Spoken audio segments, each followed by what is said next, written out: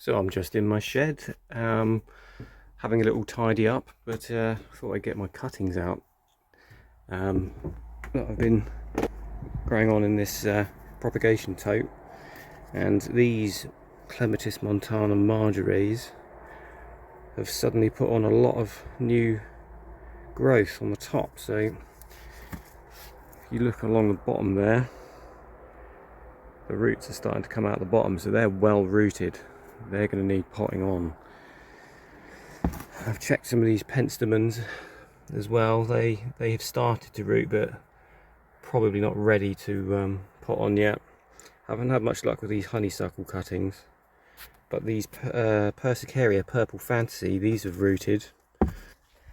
So I'm going to try and do the big reveal with the roots. Quite tricky to do this one-handed.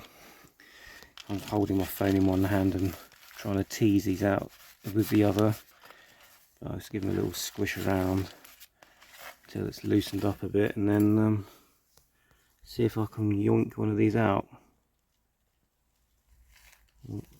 Still in there quite firmly.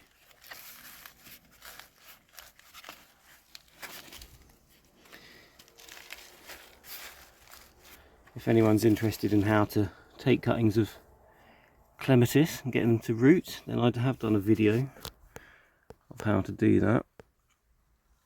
I'll leave a link at the top for you to go and have a look at. Yeah, these are well rooted. Ooh, look at that, that's got a lovely little root system on it. Naturally everyone's going to want to see whether the Persicaria purple fantasy is rooted, so let's give the tub a little squeeze. Pretty confident these will have rooted. Let's pull this one out. Oh yes, there we go. Nice little root system. See about the other ones? Yeah. No on that one. And a definite yes on that one. So I better get these ones potted up as well. Alright, well here we have 1, 2, 3, 4, 5, 6, 7 well-rooted Clematis montana marjorie cuttings. I'm going to get them potted up before the roots start drying out. Alright, so I've potted up my Clematis cuttings. And the difficulty I found with taking cuttings of Clematis is not the actual rooting of them, it's getting them to survive the never-ending onslaught of slugs and snails. So yeah, I think this time I'm going to try and,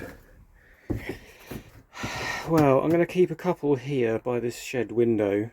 It's quite dry in here, don't get many snails or anything in here, so they should be fine as long as they don't boil in the heat when the sun comes out. So I'll have to keep an eye on that.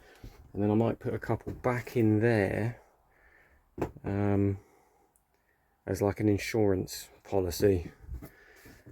But yes, I will keep you updated on that, and we'll see how that goes.